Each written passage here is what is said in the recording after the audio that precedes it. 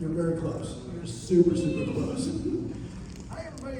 Welcome. No, hit the button. No, don't hold it. Just there you go. No.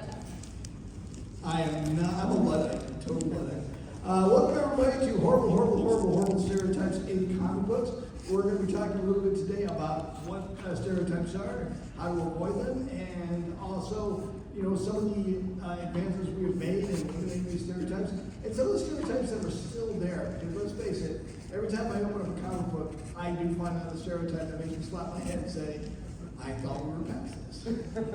I have a great panel today. I'm going to let everyone introduce themselves so I do not mess up anyone's name or background. And take it away. Hi everyone, my name is Sasha Kaplan. I am the one, the only, and the ever snarky Jewish blogger. I like long walks on the beach. No, I tend to complain about comic books and most of the time Jewish representation in mainstream media. And you can find me at geekgirl101.tumblr.com. Hey, all right. I am Rakoy, and I am the co-owner of Plus Ultra Entertainment, and also singer, songwriter, superhero. So big nerd, big cosplayer, and creator of all things dope. And we are so excited to be here. We hosted the official Friday after party for AwesomeCon last night at Saks DC. It was lit. If you were not there, we had a fire dancer and some really cool stuff. So we're just really excited to be here. We have a big photo booth activation in the exhibit hall at booth 2855. I love food. What else do I love? My favorite anime is Sailor Moon. For those wondering what my cosplay is, I am the Pill from Osmosis Jones. Oh, yeah, right? You're like, oh! And you guys can probably guess who he is. But yeah, so just to put everyone's minds at ease for my obscure cosplay, shout out to all the obscure cosplayers in the house. And thanks for having me. Hey, good afternoon, everybody. My name is Gio. I am the other half of Plus Ultra Entertainment and just all the things she said. And I'm an Aquarius. I'm 30. Turn-ons, static shock, references of any kind. Turn-offs. I'm pretty much open to anything. So I'm here to have a good time.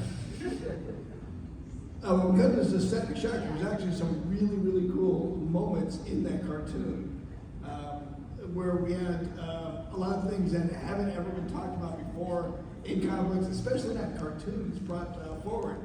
Do you have a special memory of any one of those? I have tons of special memories of Static Shock. Static Shock is probably the reason that I'm on the stage. Like, I have a whole wall dedicated to Static at my house. But from the cartoon, I want to say honestly, I love the Shebang episode. That was probably. But I mean, my favorites were the ones where they travel back in time and he got to see his older self in the Justice League in the future. That was definitely cool. And the Batman team ups that they did. I think they did 2 Batman, and then like they started doing just every Justice League when John Stewart came and they tried to frame John Stewart. Yeah, you're right. They did touch on a lot of things. Personally, I like the one where he goes back and meets his mom right before. Oh yeah. When he's like really little or something like that, and it hurts so much, but it was done so well. Yeah, I love. Shout out to Dwayne McDuffie. The whole Milestone universe is amazing. I'm glad that DC's bringing it back.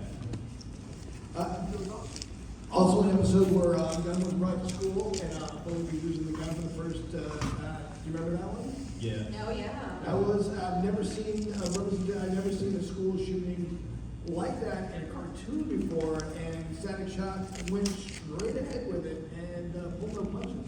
And I don't think any child-oriented piece of medium has done that since, at least animation-wise. Can we get the hive mind going? What do you got?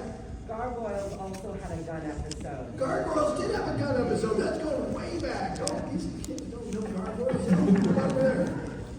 KKO had a gun episode about mass shootings where people promote for each other in skeleton. What was that again? One more time. OKKO is a newer show. Oh, yeah. Oh, here we go. It lives. I don't know that show. Is that? Well, give me a genre. Ian. Was that Cartoon Network? Yeah, it's hard to know. Okay. It sounds familiar. I've definitely heard of it. Ian James 40. That's, it was done by him, and, yeah.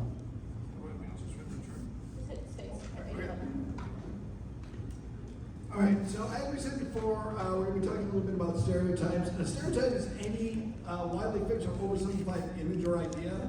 And what I always say about stereotypes is the reason they keep going is because stupid people keep saying it. One good representation is Black Lightning. You talked a lot about Static Shock. Did you get into Black Lightning? I've read there was a recent Black Lightning 6th series limited run that came out that I read, and then a really good, DC currently has a series called the Other Side of the DC Universe, or so like, and it tells it's like, I think it came out during Black History Month, and it's like a historical like retelling style of a lot of like superhero origins of LGBT heroes of color, and they did one on Black Lightning, and I think there was one on Herald and Bumblebee that were both really good. And I just want to my take on just how so many, the stereotype of just Black characters in general having the power of lightning. Yeah, why are there so many African American characters that have lightning-based powers? I don't know. I don't know if anyone knows like where it started. Does anyone know like the first Black superhero that Black had the Lightning power? was very close to the beginning.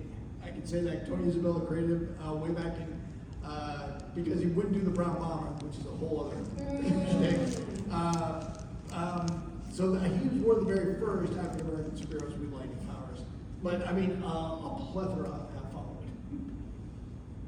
It was kind of the reuse, recycle kind of trope that so many, different creators decided to recycle. I mean, we have some amazing characters, obviously, Storm and so many others. But it Storm still also has lightning elements in her powers, Right. but they're a little different compared Yeah. to the others. a little different, mega level, all sorts of things. But yeah, that's definitely a thing. Do you guys know the story behind Black Vulcan? Does everybody remember Black Vulcan? Yeah. So Tony Isabella created Black Lightning. They came to Tony Isabella and said, "Hey, can we use Black Lightning in the Super Friends?" And he said, "Sure. How much do I get paid?" And they said, "Paid." So unfortunately, they said they could just make another character called Black Vulcan and give him no pants. So Black Vulcan is just Black Lightning with no pants. Terrible. And a lightning bolt for a lower torso. And one of my, I used to watch Harvey Birdman, Attorney at Law. And there was an episode, one of my favorite episodes, where Apache Chief was suing a coffee shop, and they put Black Vulcan on the stand. And he's like, Black Vulcan, that wasn't even my name. I wanted to go by Super Bowl, but Aquaman called me Black Vulcan. I said, why don't we call you Whitefish? It's not funny. That is funny. One thing Black Lightning did break a lot of grounds. He's one of the first African American superheroes not to have a criminal background.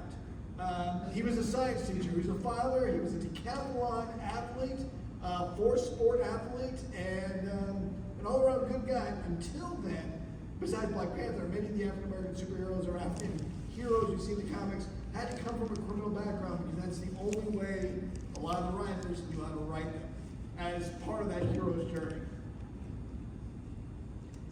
Case in point, Snap Sam Wilson. Did anyone remember this horrible retcon? You do?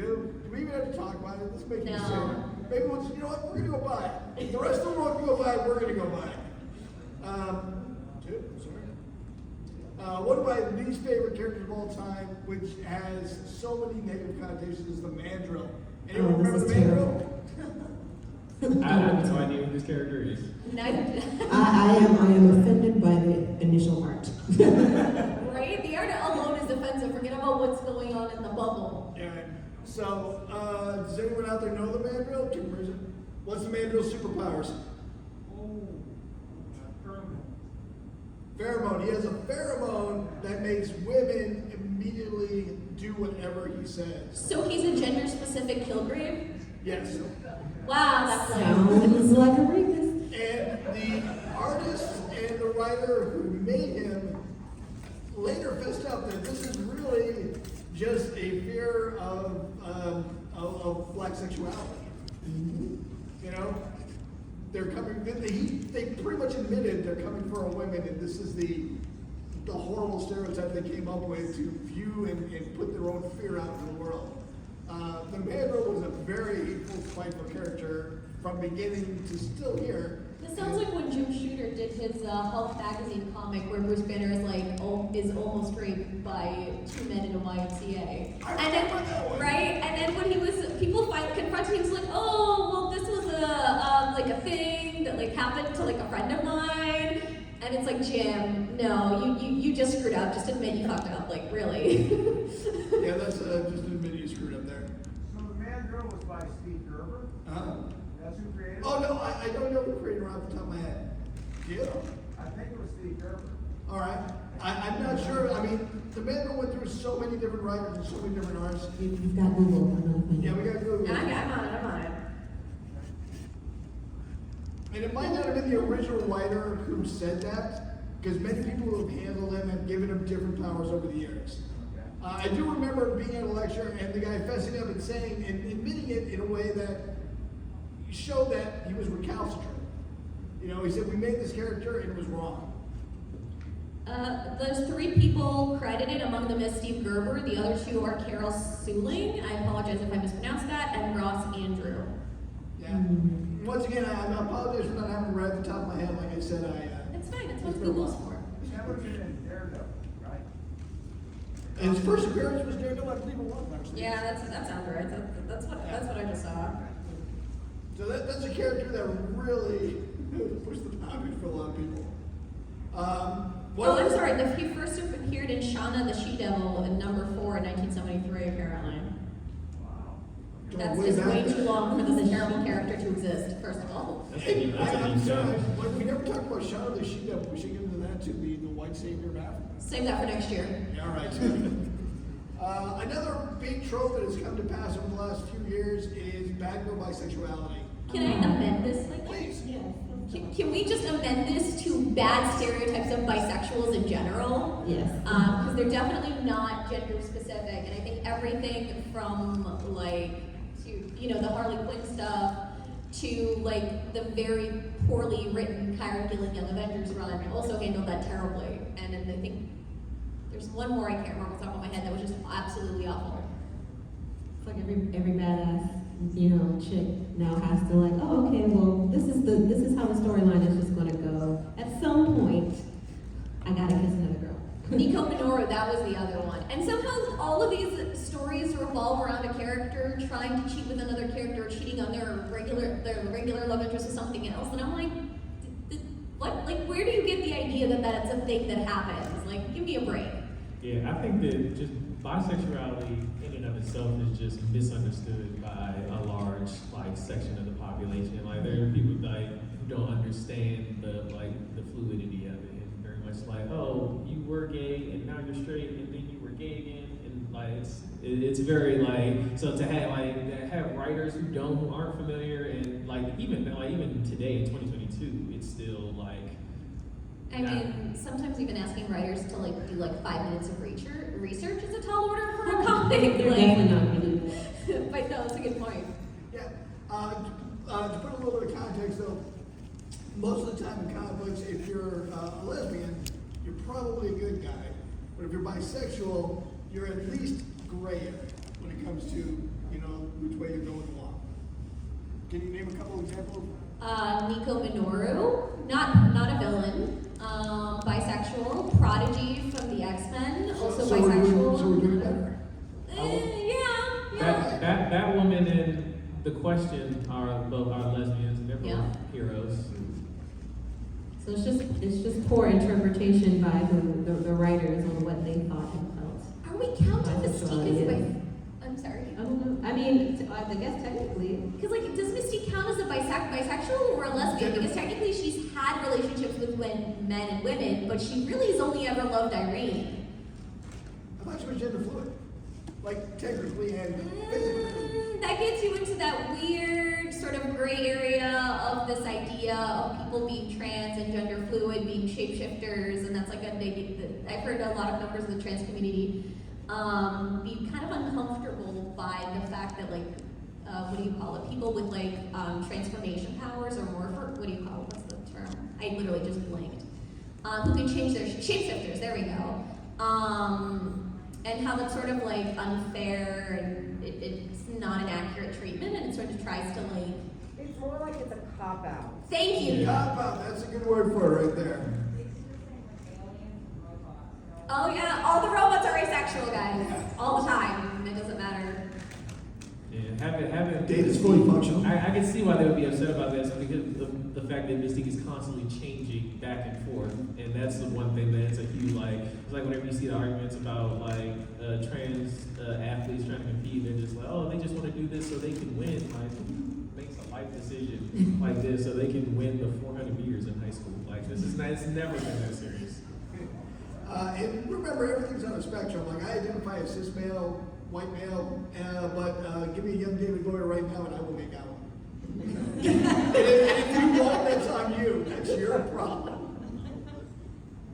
There was more on that. Native American representation, especially when it comes to superheroes, has been very poor and remains poor. We don't have.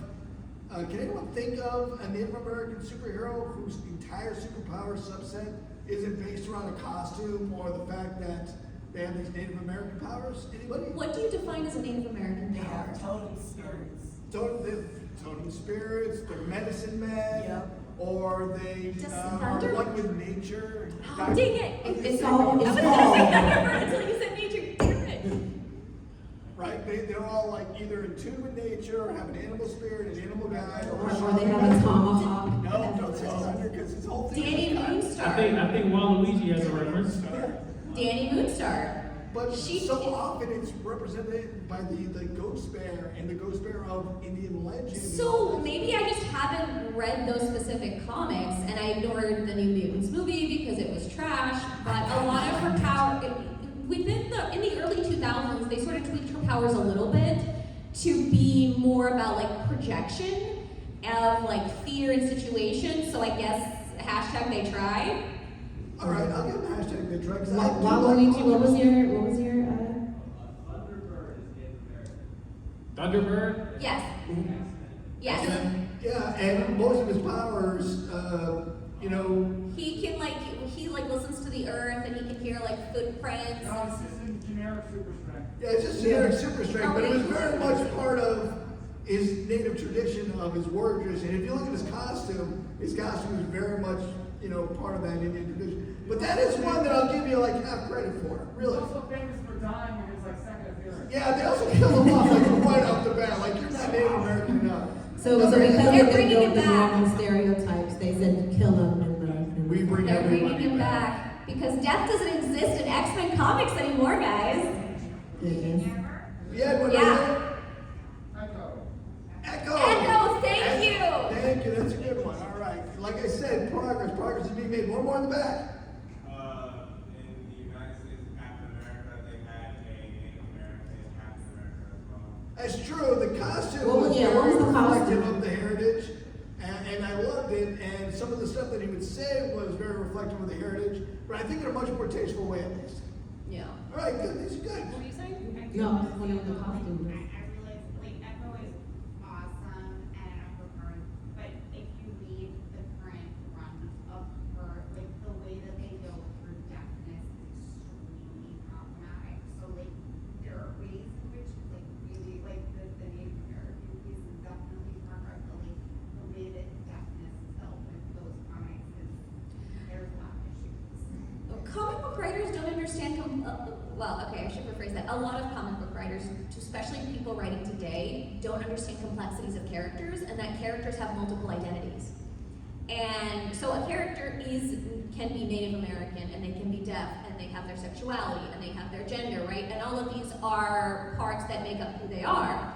I have a couple of notes on that on a different character later when we get through this, but that's a really good point. And that's the unfortunate response is that a lot of writers, because of how comic book industry treats a lot of creators, it's very difficult to do everything. And so they kind of tend to focus on one, unfortunately, at the expense of the other. And one other thing, every time a character changes hands to a writer, that writer, if he doesn't have that background, then Because they don't do research. You got a couple of Oh, we're getting there. We're getting there. So those are just some of the examples of some of this, and even you can see we do have a Thunderbird up there, but you can see that he just kind Wait, of. Snowbird is an indigenous character? I didn't know that. She is, but she is. I'm gonna get the tribe wrong. Chugga, Manchugga, Chugga, in Canada. Oh. I mean, the imagery alone is, you know, it being so widespread across all of the indigenous characters, and it's what sticks with people is what they see first, and it is terrible. It's, you know, the stereotype of these characters is, you know, problematic for their abilities and everything, but first, you know, the way they look. There's also a newer character that was introduced, I want to say in one of the newer, like, Miss Marvel, like the Champions. I think she's Inuit. And I don't remember if her powers related to snow or transformation or something. I don't remember, but she was Oh, thank you very much. So, you know, Well, that's slow once and steady again an progress. American trope, but I'll let it go because I like the character. One of the things is, like, if you introduce a stereotypical element, it's not so much that you've introduced it, it's what you do with it that matters. And you can take something that has traditionally been done badly and do something different with it and make it's still a stereotype, but it's not a negative stereotype. Yes, sir. An example of an Indian superhero, Devin West did really nice. He had, I guess, elemental powers, but it was more complicated than that. Yeah, that's not a bad one too, but it was still couched in Native American hocus pocus. One more. A lot of problems with these outfits is it plays into the stereotype of the mystical savage. So it's very problematic. He said it so much better than we did, damn it. And mystical savage is exactly the problem. Thank you. Jesus, why didn't we say that?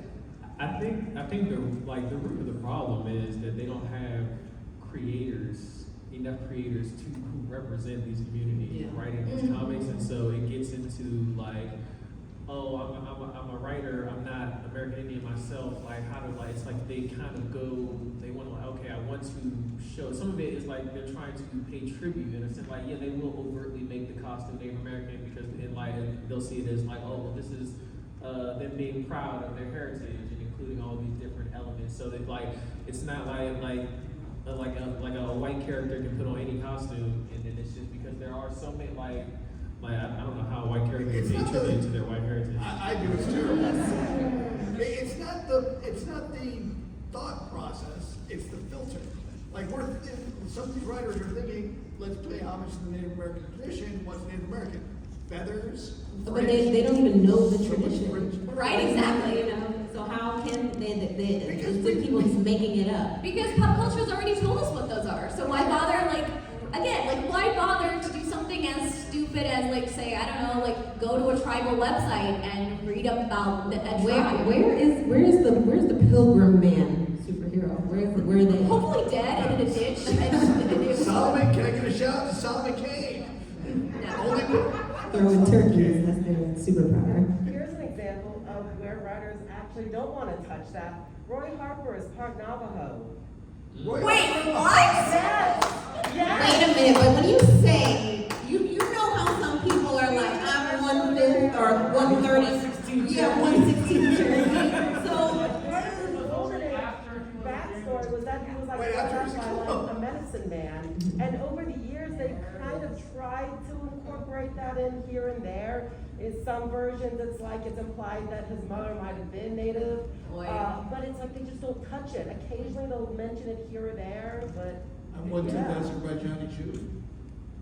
Roy Harper would be a tough Good luck with character to get, like, a really good representative, like artist. literally He's been through so much in his life. Roy Harper had it back. You guys want to talk about women in the refrigerator trope real quick? I can because this is part of my master's thesis. Oh, well then, let's go. So I'm actually writing a master's thesis on death in comics and how death has become how death became big in the comic book industry and the killing of characters. And so, you have Gwen Stacy in there later. And so with characters like this, oftentimes it is the women in refrigerators came out as the idea of killing a female character for the sake of progressing a male character's story. In the case of Gwen Stacy, Gwen was killed off frankly because she was boring, but also because the comic needed a shake-up and they weren't going to kill Aunt May. With Alexandra DeWitt, I don't remember the exact background of why, but it was basically done to give that specific Green Lantern the motivation to fight the final battle and accept the consequences of his actions. And I'm like, but that one was savage. she was killed by this menacing, terrifying looking villain and stuffed into a refrigerator. And so he comes home, he's like, hey Alexandra, where are you? And he opens the refrigerator. And it's not graphic or gory or anything, but it is unfortunate. So Gail Simone actually created a website back in the good old days of the 90s about women in refrigerators, and they actually have testimonials from different writers being like, yeah, we screwed that up, we should have done better. And other writers are like, no, male characters also get killed off for female character problems. Do they? And how often does that happen? It's kind of like your hero story can't begin until a woman dies. Yeah, the one that was probably the most talked about is Barbara Gordon, and it's interesting. It's I definitely understand the criticism, and I agree with they should not have done what they did to her, but I also I loved Oracle as a character, and what they did with Oracle, it's all the artists that came after Alan Moore and they did their best to still make Barbara Gordon an amazing hero, and it's such an important part of the DC universe. Thank you, Gail. But that one was tough. That one was tough. That's a rough one. So they did, the idea initially was whoever, I can't remember, but the Killing Joke writers were Barbara Gordon sucks, let's get rid of her. And so they shot her, and then somebody else came along and was actually no, we can do something really interesting with this. And they ended up creating Oracle, and then Gail Simone came in and just made everything better. I don't know if you guys are aware of this, but the really shitty cherry on the shitty pie with Alexandra DeWitt is that she came back in the zombie during The Blackest Night, yeah. Specifically as a zombie refrigerator, and this is real. The refrigerator came back with her. She pulled that out later. In a dream sequence? I quit. I'm going home. I'm done. Alexandra was attacked in space by a zombie refrigerator. Some writers just need to not. I'm glad I didn't read the spinoffs. It was perfect. There was a movie about a possessed bed, the bed that kills, and that's what comes to mind when I think of that zombie refrigerator. That movie was terrible. I know, but someone worked really hard on it. You So don't nice. say. It was so bad. Daredevil, of course, the Death of Elektra. There's many examples. Yep. We can also talk about what they did to Captain Marvel. Okay, now I want to go on the record. So you sent us a slide, we got here, and I had no idea what this is, but I didn't want to look it up because I wanted to find out right now because I clicked through all the photos and they were something. So the Hawkeye Initiative came about when I think one artist took that stupid picture of Mary Jane Watson sitting with her cutesy cup in a pose that no woman has ever done ever. And was yeah, this is the totally realistic depiction of what a woman is. And so it started this trend of people drawing Hawkeye in these absolutely unrealistic, and Rob Liefeld probably deserves to be shit on for this too. These unrealistic female character poses. That one wasn't, but in general, because I hate Rob Liefeld. There's no pouches. So you can't. Your feet. That person gets me. Yeah, it's Liefeld if the feet are weird. Yeah, the feet gotta be weird. I like that one. Because that's how we're holding guns these days. Yeah. Well, look, these are people who probably have never actually been with a woman doing this, clearly, because that's not what women look like. Oh, God, that's Starfire costume. I think that Starfire one is from the Red Hood and the Outlaws. Yeah, it is. I mean, that one just in general was. I don't know who wrote that, but that was something. You could probably do a whole Hawkeye initiative just with that one Have you alone. seen Nightwing's upcoming swimsuit cover? No! This upcoming August variants cover for Nightwing. They're doing like swimsuit variants, and Nightwing's is unapologetic tits and ass. We're also going to talk a little bit about less than honorable mentions. Simon Baz. You guys remember Simon Baz? Yeah, I do. So I actually just very recently read the because I think that's the Rise of the Third Army comic that that is his origin story, and it is interesting. I like the gun thing. I don't understand why they felt like that needed to be included. He's got the most powerful weapon in the universe on this hand. In this hand, he's got a crappy gun. Because this is how they see it. It was kind of funny because he was just like, I mean, Okay, who did it? Like, I mean, I guess if the ring runs out of juice, like, I mean, I still got 16 shots on me. Plus, can we give an African American superhero a ski mask? Right. As his mask? Where does he even put the gun? Where does it live? Where's it housed? Oh, the gun? Are we going? Is this what we're doing after this? We're going there? Simon Bass has been retconned many times and is much better now, but not perfect. And he's only been around for what, like 9 Not years? very long at all. Batgirl used to have wardrobe malfunctions to distract bad guys, and that was an actual thing for like a run of comics. Well, because we had to add some estrogen into the comics, otherwise people would start talking about Batman and Robin being gay again. So just throughout the fight scene, oh, nip slip. Distraction. Yep. Okay. Absolutely, a run of the stocking. Because bad guys have clearly never fought a female superhero, and like, God forbid she has a run in her stocking. Bird's eyes. What? Didn't Killer Moth, wasn't Killer Moth's only superpower that she had total control and command over cloth? Why not just strip Batman down naked and be like, all right, what are you gonna do there, big guy? Misused power. All right.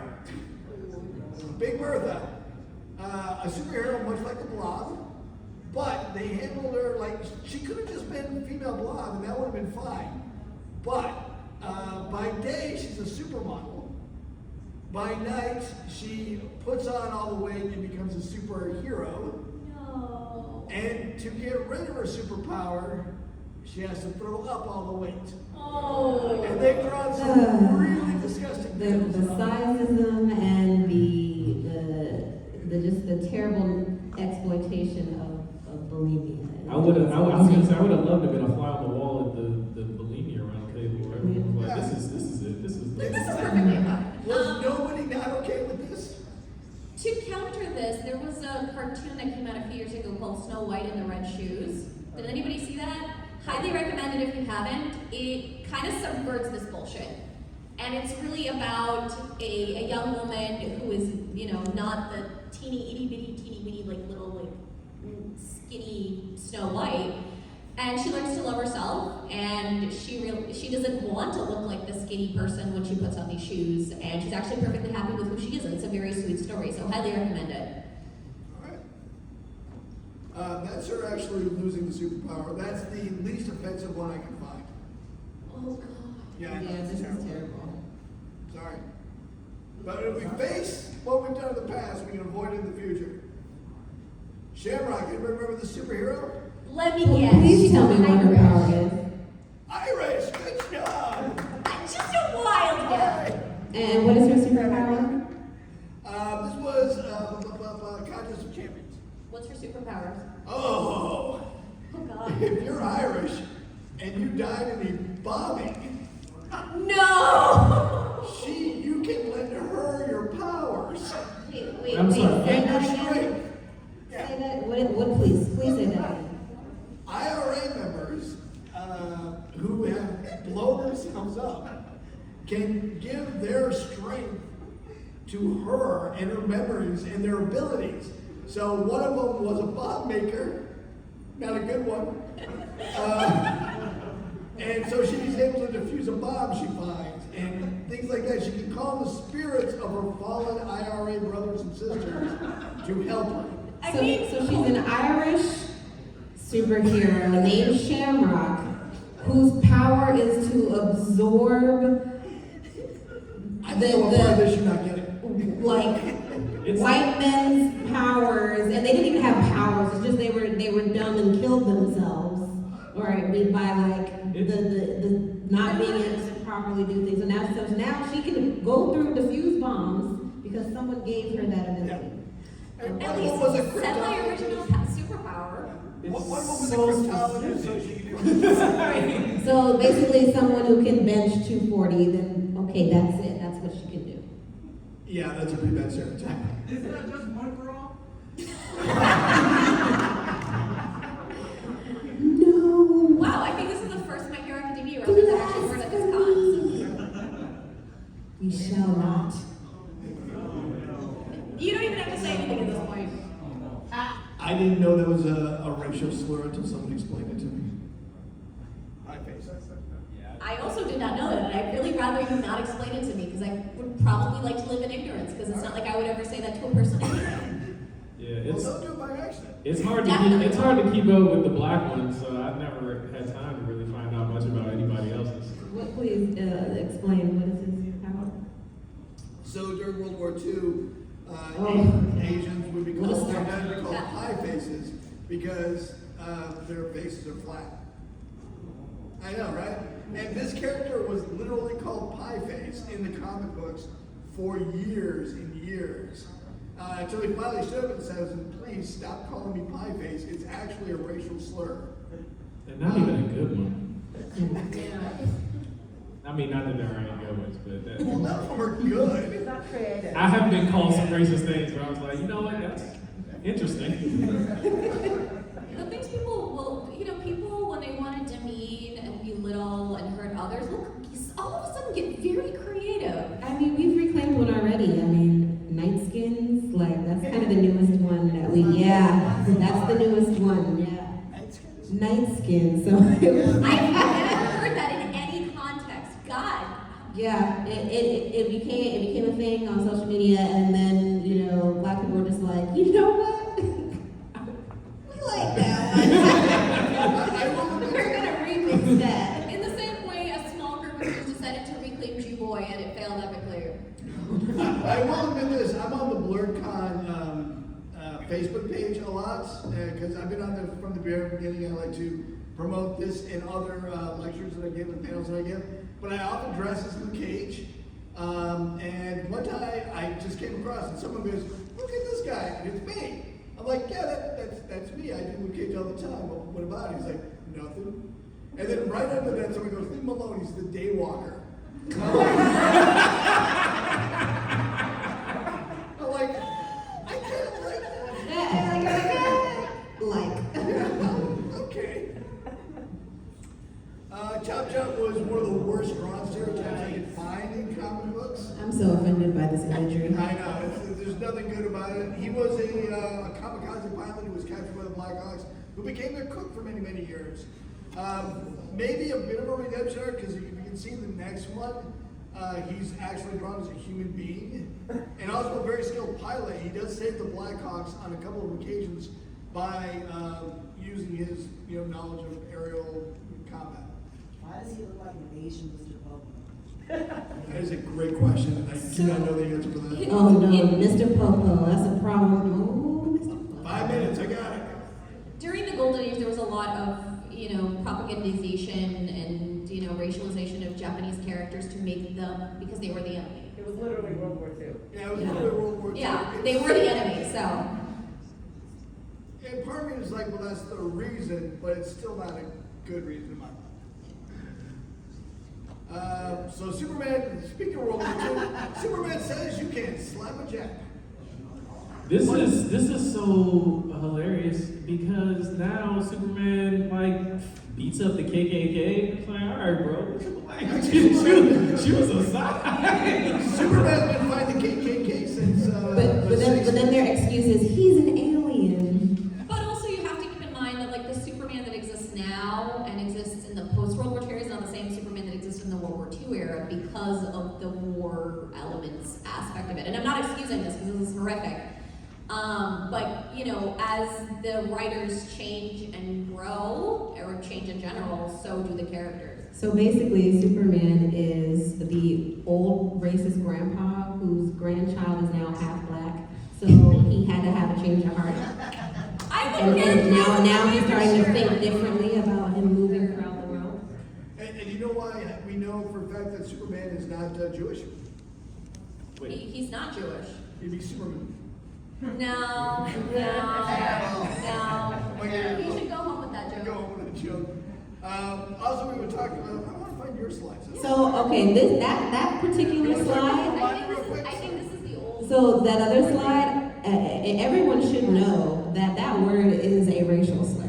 Yep. It is a very offensive, so like, I know Disney just kind of overutilized that word, but that is not a good word to say or call somebody, or even if you're doing cosplay, don't refer to yourself as that. Use the word Romani. Yes. So I want to just jump in here, because you have Magneto on here, and he is not Romani. You also have, because my slides got eaten, but there's also a serious case of Jewish erasure that was happening in comics, particularly by Karen Gillan and Tini Howard and their artists respectively. And no, this is not a debated subject, or you will not win this debate with me. Billy Kaplan, who is a gay Jewish Avenger, self-described gay Jewish Avenger, was drawn with pentagrams for some reason, and was basically turned into the whiny gay trope in Karen Gillan's run of Young Avengers. And we can talk about the shit. I actually I can do an entire panel on how terrible that run is. But then Tini Howard's Death's Head drew a Jewish character with, her artist drew a Jewish character with crosses, and she just called it goth. And when people caught it out, they're like, oh, well, the character's Jewish, this isn't going to be part of the story. I'm like, and are you planning on taking Kamala Khan to church? No, so why are you having crosses drawn on a Jewish character? And to top it off, instead of addressing the criticism and fixing it, what did the artist do? He drew a Star of David on Billy's, on Wiccan's, gauntlets, which is fine. And then for some reason decided that wasn't good enough and drew in a 666 inside the Star of David. Oh, goodness. So you can, I think we're almost out of time, but feel free to talk to me about Jewish erasure and identity, because I do an entire panel on Jewish representation in comics. That is the end of that. Thank you very much for coming out, guys. Once again, everybody say your name. Sasha Kaplan. Rekoy. Gio. And I'm Tom Strange. You can find me at the Longbox Guys. It's a podcast been going on for many years. And we got a couple minutes for questions. If anyone wants to throw a question or two out before they throw us out. 1 minute, give me one or two more questions. You can also come talk to us after. Or just come back to us. We're done. Shout it out. Good, then go home. Seriously, not one question about anything? How about that time DC accidentally made Batman Jewish by establishing his maternal cousin Jewish? If only they bothered to give a shit and do something with it. But no, I love Kate Kane. I do not love the Batwoman TV show because of how they handled and cast and did everything with Kate, basically. But I love Kate Kane in the comics. My favorite scene is actually in Bombshells. If you haven't read Bombshells, do it. It is like one of the best comics, and it has so much Jewish identity in it, and it turned Mary Marvel into Miriam Marvel, and every time I read that panel of her transforming into Shazam, I cry. Because instead of using the other characters, she starts citing female Jewish figures, and it's just the intensity and the bombs coming down, and these Jewish kids in a bunker, and it brings tears to my eyes every time. All right, we just got the red light. We're going to stand over here. If you guys want to ask any more questions, please do. Oh, I'd love to plug our Instagram. Please make sure you guys follow us online at Plus Ultra Entertainment. I do. It's awesome. And you can find me on Twitter at Geeky Kaplan, and it's Kaplan with a K after Billy Kaplan. Neat. Yeah, that's Kaplan.